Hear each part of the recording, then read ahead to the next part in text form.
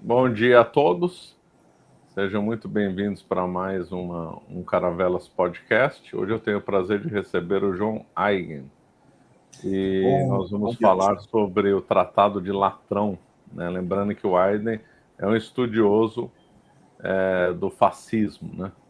Então, ele entende bem desse assunto, então nós vamos tratar disso. Perfeito. Agradeço o convite, tá, professor? Agradeço a todos que estão assistindo. E é um tema muito curioso e muito desinformação se espalha sobre isso, né? Especificamente igreja, fascismo, igreja e nazismo depois. Então é bom colocar isso claro, né? Muito bom. Então, já indo direto ao ponto, né? O Tratado de Latrão foi em 1929. Em 1922, o Mussolini ascendeu ao poder. O Mussolini, pelo menos pelas coisas que eu li dele, ele era hostil à religião católica, ele tinha umas visões que não incompatíveis com o catolicismo. E aí, como que ele, então, com essas visões incompatíveis, uma outra visão de mundo, ele faz esse acordo com a igreja em 1929. Quais eram as razões por trás do Mussolini? Por que ele resolveu fazer esse acordo? Por que ele não seguiu numa linha hostil ao catolicismo? Isso que nós gostaríamos de saber, Aygen. Qual a sua visão sobre isso? Perfeito. Eu acho que, primeiramente, a gente tem que discernir o movimento fascista e depois o Partido Nacional Fascista da figura de Mussolini. É muito comum se confundirem que tudo que Mussolini pensava, o Partido Nacional Fascista pensava igual, o que de fato não é verdade.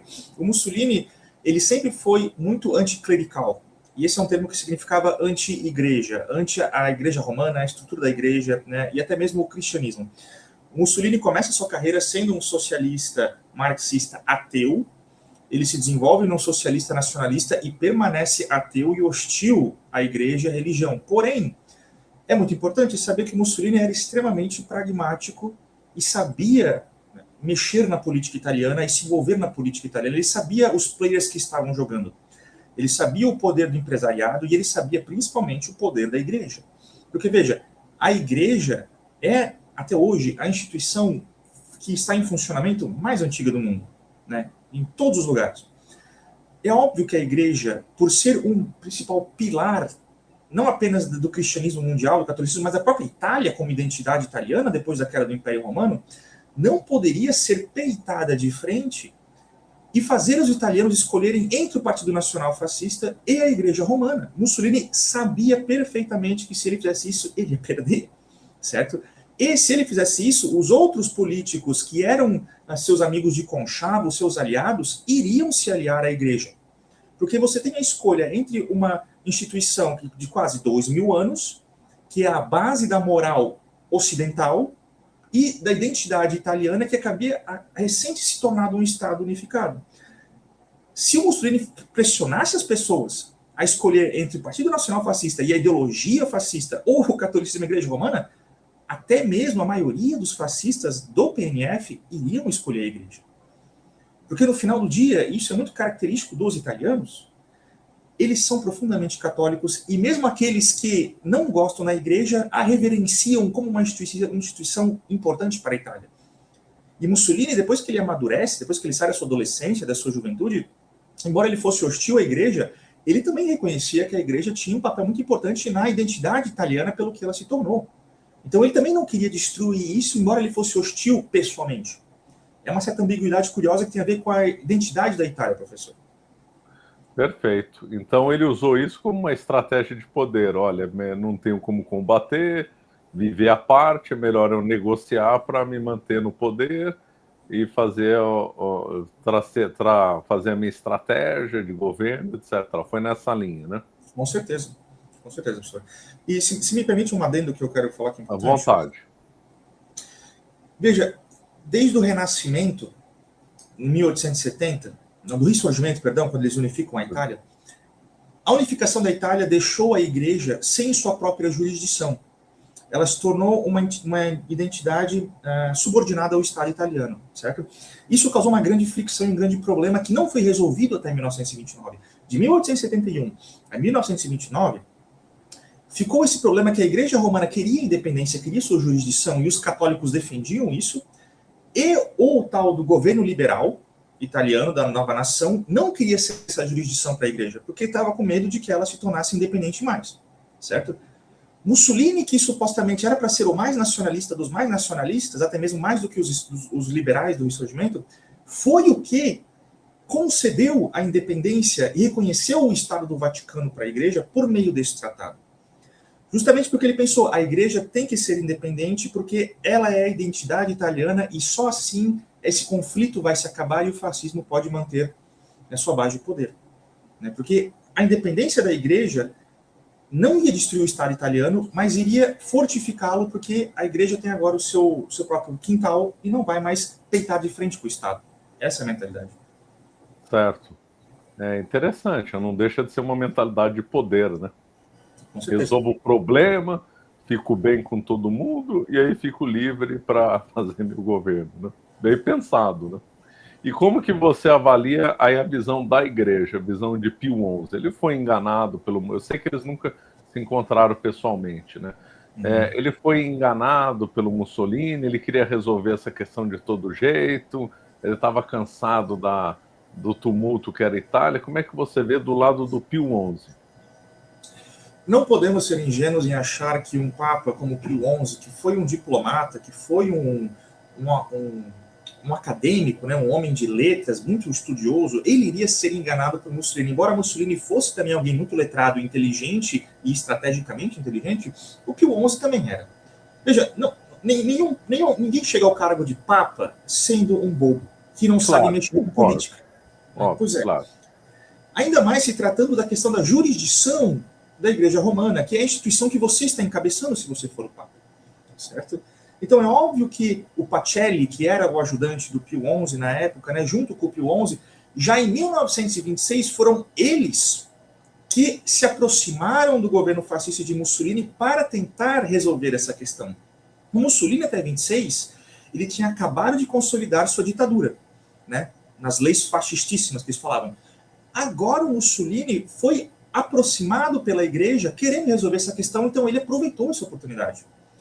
Ele sabia que ia ter que fazer isso mais cedo ou mais tarde, mas como a igreja deu o primeiro passo, ele aproveitou e aí começou-se os tratados, que durou 3 anos.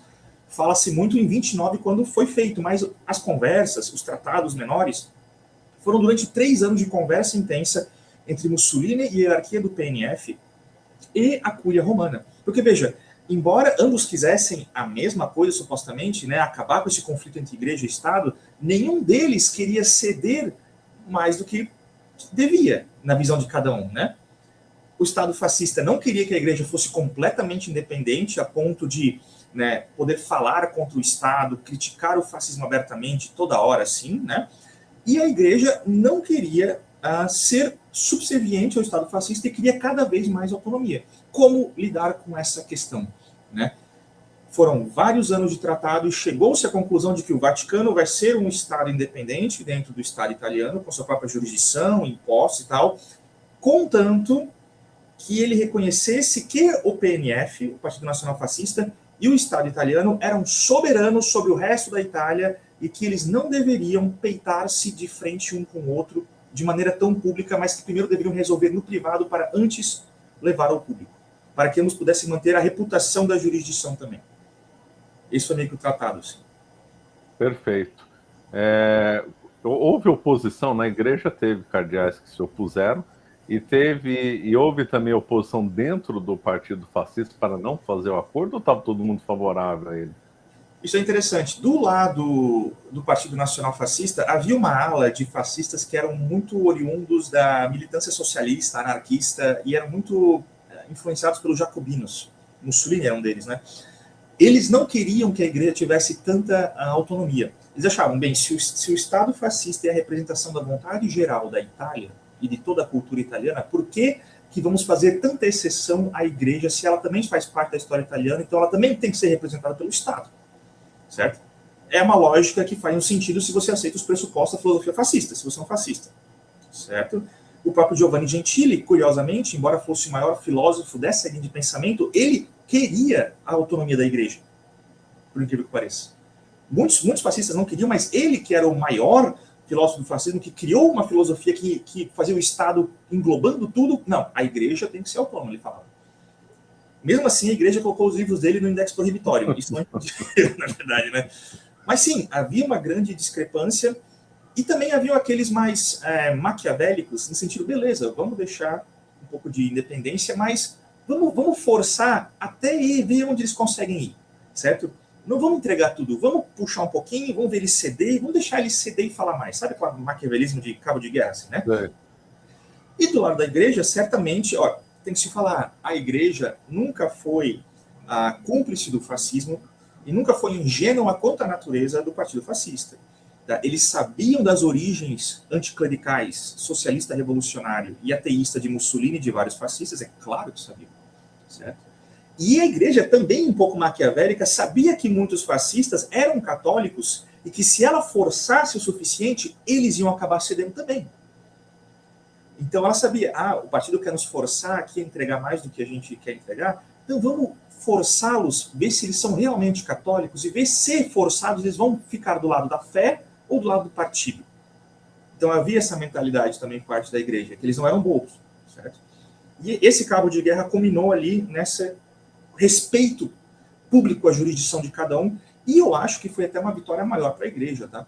Porque ela conseguiu realmente uma independência jurisdicional e até mesmo de impostos muito relevante, que não achava-se possível antes de 26, tá? Certo. Mas envolveu outras questões, né? O ensino obrigatório do catolicismo, né? Como é que foi essa harmonização do ensino católico nas escolas com a doutrina fascista que também era ensinada? Isso foi relativamente até fácil, não foi uma grande ponto de contenda, tipo, uma das principais, porque, de novo, a figura de Giovanni Gentili. Ele foi o ministro da Instrução Pública em 1923 a 24. Ele já havia feito as reformas gentilianas da educação que já incluíam uma parte de educação eclesiástica e religiosa. Porque o Gentili, ele nunca foi ateu, tá? Ele sempre se autoproclamou um cristão, apesar da filosofia dele ser bem contraditória em relação ao cristianismo, mas ele sempre foi um cristão e ele sempre falava: a história da igreja e a religião cristã são partes essenciais da figura, da alma italiana e têm que ser ensinadas também para as crianças. Então, não foi algo tão contencioso, porque já haviam fascistas de renome como Gentili, que já haviam feito reformas que abarcavam esse aspecto, e a igreja meio que pôde abraçar isso e facilitar os acordos, certo? Tanto que essas reformas gentilianas permaneceram até 2005 em vigência, certo? Então não foi um grande contenda essa questão, na minha opinião. Ah, certo, perfeito. E houve perseguição de fascista contra católicos antes do acordo?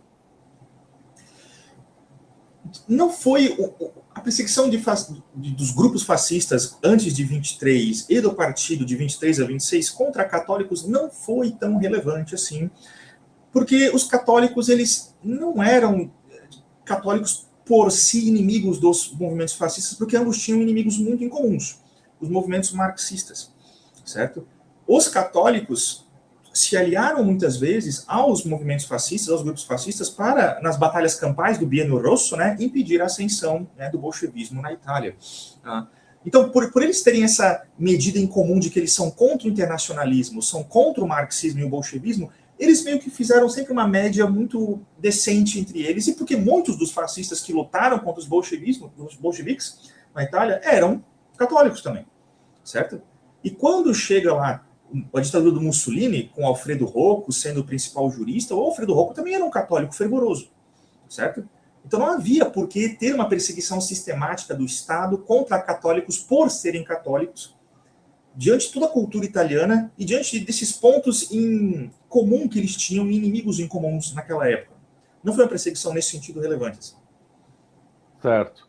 Eu li em algum lugar que de 1931 começou a haver alguns atritos, né, entre os fascistas e a igreja. Como é que você vê essa mudança aí, alguns anos depois só do Tratado de Latrão? Na minha opinião, o grande atrito se deu por causa da ascensão de Adolf Hitler na Alemanha. Tá? Ah, tá. Veja, quando Hitler ascende na Alemanha, a Igreja Católica ficou com um grande problema nas mãos. Porque havia esse novo Führer na Alemanha que era supostamente ligado ao Benito Mussolini. Hitler admirava Mussolini, foi visitar o Mussolini na Itália em 34, e mesmo que Mussolini tenha ficado hostil a Hitler e ao nazismo, a igreja agora tinha que lidar com a questão dos católicos lá na Alemanha, certo? E com a cada vez crescente aproximação de Mussolini com Hitler. Porque agora o Mussolini faz a invasão da Etiópia. Ele é colocado como par internacional. Hitler e Mussolini se aproximam. A igreja não queria isso. A igreja nunca quis que o Partido Nacional Fascista e Mussolini se aproximassem de Adolf Hitler e do nacionalsocialismo, porque a igreja condenou expressamente o nacionalsocialismo como uma ideologia neopagã e herege e que perseguia, de fato, católicos, principalmente depois de 1936. Então, como que a igreja ia conciliar essa sua condenação expressa do nazismo com a constante aproximação de Mussolini do Partido Nacional Fascista de Hitler e do nazismo? Isso criou enormes atritos entre a elite do Partido Nacional Fascista e a elite da Cúria Romana, certo? E nunca foi devidamente resolvido, né? Porque a guerra é que resolveu aquilo. A guerra que destruiu o Partido Nacional Fascista resolveu a questão, né? E a igreja se manteve. Mas acho que foi por aí o problema que começou. Certo, entendo. Aliás, a invasão, né, italiana lá na Etiópia, como é que ela foi vista lá na Itália e pelos católicos, o Papa chegou a comentar sobre isso ou não? Era uma situação um pouco ambígua. De um lado, havia... É porque, assim, a Etiópia, ela já era uma região e um país cristão, certo? Tinha vários templos cristãos, né, que eram talvez de uma outra modalidade, mas já havia sido cristianizado. Mas não, né, não havia catolicismo relevante, mas havia o cristianismo. Então, a igreja era um pouco ambígua.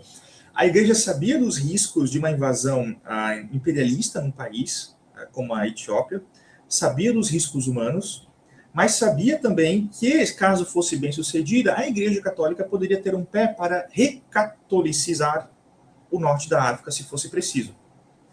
Então eles ficaram ambíguos. Alguns membros da hierarquia apoiaram Mussolini na invasão por esses motivos, e outros foram contra. Tá? O Papa, se eu não me engano, ele foi contra a invasão da Etiópia, tá? Se eu não me engano, eu posso estar enganado agora. Mas a igreja ficou um pouco ambígua, assim, esperando para ver o que ia acontecer. E meio que depois ela meio que se retratou, dizendo que foi realmente uma invasão injusta, porque reaproximou o Hitler de Mussolini, na verdade. Certo. Houve muitos padres, né, que aderiram realmente ao fascismo, fizeram saudação fascista e tal. Isso aí foi em grande escala ou exagerado lá pela mídia? Há um certo exagero, tá? Porque, veja, de fato, é engraçado. Havia, por exemplo, bispos católicos na Alemanha nazistas que se nazificaram contra as ordens da Cúria Romana. E algum deles, como eu esqueci o nome dele, aquele que tirou a foto com Hitler, famosa, apertando a mão dele, sabe? Sei. Esse cara aí, ele virou o menino da propaganda católica do regime nazista. Tá? E ele foi execrado pela Cúria Romana e ele foi tirado dos seus cargos episcopais lá na Alemanha.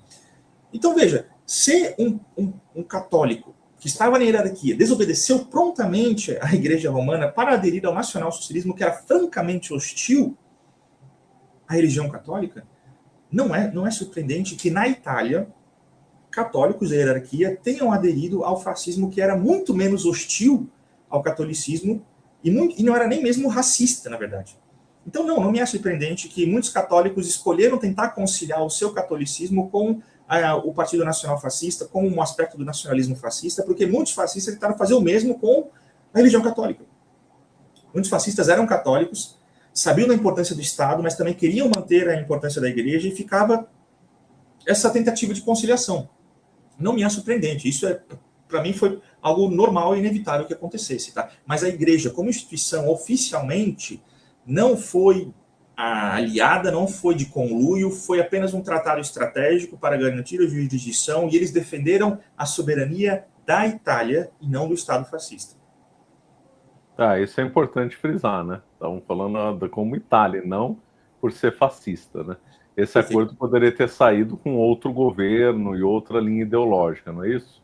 Como eles tentaram fazer algumas vezes antes de 1922, quando era as épocas dos governos liberais, depois da unificação. Tentaram várias vezes. Tá?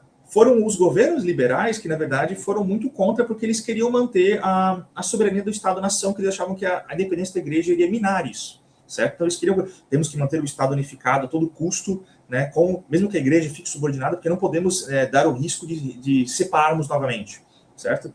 A igreja que aproveitou que o fascismo precisava de um certo reconhecimento, precisava de um apoio maior da população católica, e aproveitou para tentar fazer esses acordos e foi bem sucedida.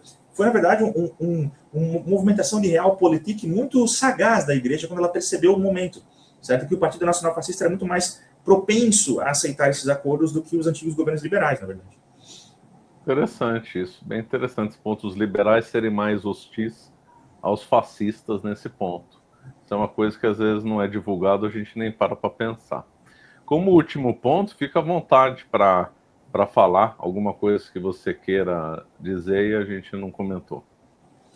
É importante frisar a relação de Igreja Católica, principalmente Igreja Católica, né, e cristianismo com o fascismo, nunca foi algo natural, de 100% amizade, algo que a igreja e os católicos abraçaram o fascismo ou que a igreja foi fasticizada, né? Não, isso é tudo fake news, né, de esquerdistas, gente mal intencionada, e pior ainda, eles gostam de falar, olha, aquele católico alemão, o Schleicher, lembra o nome dele? Foi lá, aderiu ao nazismo, e olha, aquele padre católico italiano aderiu ao fascismo, viu? Logo, nazi-fascismo, igreja católica, tudo a mesma coisa. Não, gente, calma. O nazismo foi prontamente contra a Igreja Católica, via a Igreja Católica como um tipo de internacionalismo proto-judaico tentando invadir a Alemanha, certo? Na Itália fascista, os fascistas queriam que a Igreja tivesse relevância, mas também não queriam a Igreja metendo o bedelho nas políticas do Estado Nacional, certo? E a Igreja fez tudo para se proteger e garantir a sua jurisdição, como ela deveria realmente ter feito. Se você fosse o Papa naquela época, você também ia querer garantir a jurisdição da sua igreja, certo? Garantir que o Estado não ia invadir a sua jurisdição e você proteger a base da fé católica. Ué. Ao mesmo tempo que você também defende a Itália como nação e não porque é o Partido Nacional Fascista, certo? Essas diferenças têm que ter muito claro na mente das pessoas para não cair em fake news ainda indevidas na internet, professor. Perfeito, muito boa essa distinção.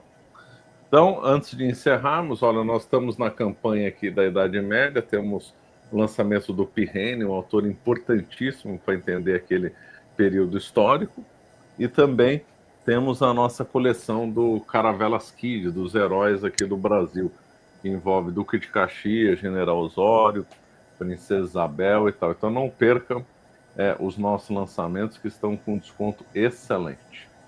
E como é que vão os estudos nessa linha, Aigen? Eu estou escrevendo meu segundo livro, que vou lançar pela Caravelas, né? Talvez em julho, provavelmente, que é sobre como o fascismo, e aqui o fascismo no sentido genérico, fascismo e nazismo, como o fascismo virou a extrema-direita. E eu vou mostrar que, historicamente, as ideias, as correntes que levaram ao fascismo e nazismo não eram de direita na época, certo? E eram de uma estirpe socialista, muito antissemita e muito nacionalista. E porque os soviéticos ganharam a guerra, eles decidiram mudar a história. Entendeu? Não era socialista, não, era socialismo de direita, inventaram o tal do socialismo de direita para falar assim. É tudo negação, professor. E eu vou mostrar no livro que eu vou ter o prazer de lançar com a editora do professor. O prazer é nosso, vai ser um grande lançamento e esse tema é de vital importância porque nós estamos aí no meio do debate direita-esquerda, a gente é acusado de fascista, nazista, sei mais o quê. Então, esse assunto é muito importante. Vai ser um lançamento muito bom. Muito obrigado, Aigen. Obrigado, professor, pela oportunidade. Tá? Espero que todos tenham gostado e até a próxima. Até a próxima. Tchau, tchau. Obrigado. Agora eu preciso...